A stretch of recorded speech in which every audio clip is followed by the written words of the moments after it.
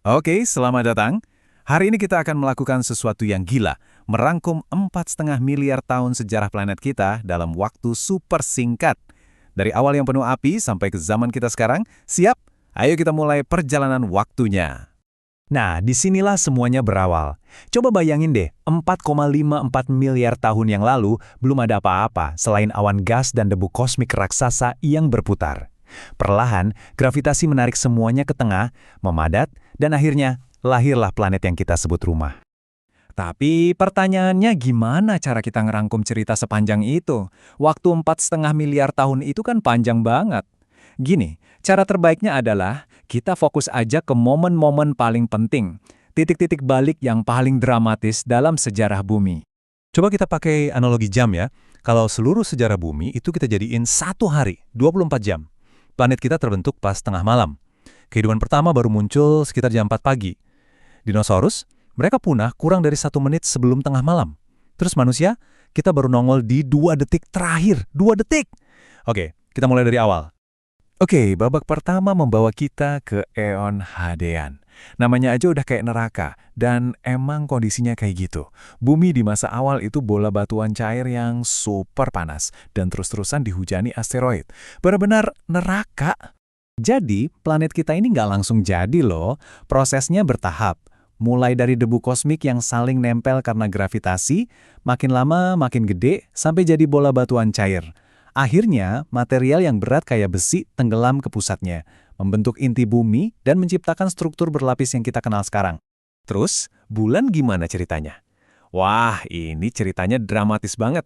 Sebuah planet seukuran Mars, namanya Theia, nabrak bumi muda dengan keras banget. Puing-puing dari tabrakan dahsyat itu terlempar ke orbit dan akhirnya menyatu jadi bulan. Kejadian ini nggak cuma ngasih kita bulan, tapi juga bikin sumbu bumi miring. Gara-gara ini, kita jadi punya musim.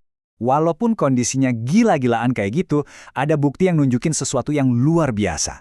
Di tengah-tengah kekacauan itu, lautan air cair mungkin udah mulai terbentuk sejak 4,4 miliar tahun yang lalu. Dan air, seperti yang kita tahu, adalah bahan kunci untuk kehidupan. Nah, dari dunia yang isinya lahar doang, kita pindah ke babak selanjutnya, saat kehidupan mengambil alih. Dan yang bikin kaget, arsitek dari semua perubahan raksasa di planet kita ternyata makhluk-makhluk paling kecil yang bisa kita bayangkan. Mundur ke 3,5 miliar tahun yang lalu, kita nemuin bukti pertama kehidupan yang nggak bisa dibantah lagi. Fosil dari lapisan mikroba yang disebut stromatolith, ini jadi penanda bahwa kehidupan sudah dimulai. Lalu, beberapa waktu setelah itu, ada mikroba yang nemuin trik baru yang super jenius, fotosintesis. Mereka belajar cara mengubah sinar matahari jadi energi.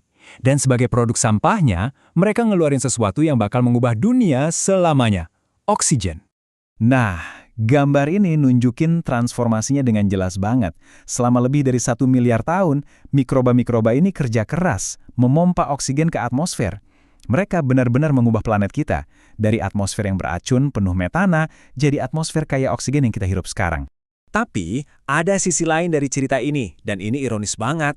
Oksigen yang sekarang kita butuhin buat napas, dulu itu racun mematikan buat hampir semua kehidupan di bumi. Jadi, kemunculan oksigen ini memicu kepunahan massal pertama di dunia, yang kita sebut bencana oksigen. Tapi dari bencana inilah, jalan terbuka bagi evolusi kehidupan yang lebih kompleks. Setelah miliaran tahun dunia didominasi sama makhluk-makhluk super kecil, tiba-tiba, boom! Evolusi seakan-akan neken tombol fast forward di lautan memicu ledakan kehidupan hewan yang luar biasa. Jadi, apa sih ledakan Kambrium itu? Sekitar 540-an juta tahun lalu, dalam waktu yang relatif singkat buat skala geologi, tiba-tiba muncul berbagai macam bentuk kehidupan hewan yang aneh dan kompleks. Belum pernah terjadi sebelumnya, dan belum pernah terjadi lagi sespektakuler ini. Coba dilihat, di periode ini tiba-tiba muncul inovasi-inovasi biologis yang radikal. Ada cangkang keras buat pertahanan, kerangka buat nopang tubuh, mata buat melihat, dan bahkan predator pertama. Ini kayak memulai perlombaan senjata evolusi. Ada yang punya pelindung, ya lawannya harus cari cara buat ngembis pelindung itu. Intinya apa? Hampir semua cetak biru dasar atau body plan hewan yang kita kenal sekarang, mulai dari serangga, ubur-ubur, sampai kita sendiri sebagai vertebrata, itu semua akarnya dari periode ledakan kreatif yang satu ini. Fondasi kerajaan hewan dibangun di sini. Oke, Fondasi kehidupan kompleks udah ada di laut. Langkah selanjutnya, pindah ke darat. Dan disinilah era para raksasa dimulai. Sebuah cerita tentang siklus dominasi, pertumbuhan ukuran yang luar biasa, dan juga kepunahan. Perpindahan dari air ke darat ini prosesnya panjang banget loh, ratusan juta tahun. Tumbuhan duluan yang naik ke darat, terus disusul hewan-hewan kayak serangga purba, baru deh hewan-hewan bertulang belakang pertama yang berevolusi dari ikan.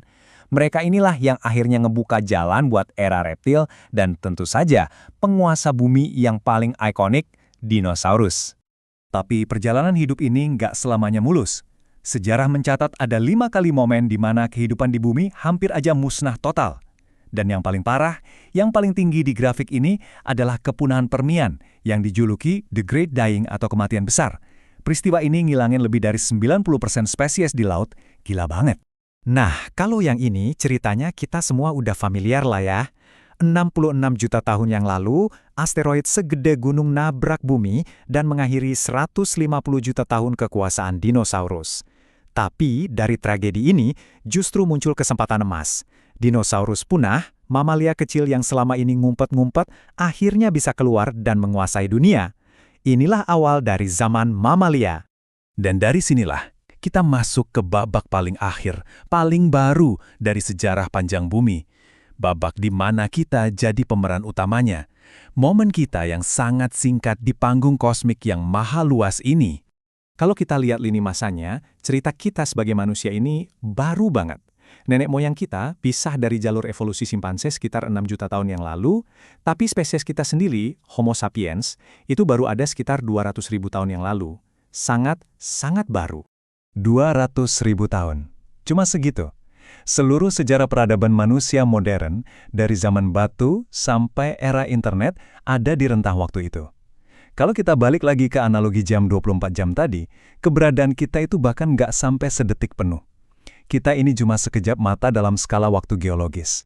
Jadi, dari batu panas yang membara sampai jadi planet biru yang penuh kehidupan, cerita bumi ini adalah cerita tentang perubahan yang luar biasa dan konstan. Dan sekarang, giliran kita yang pegang pena.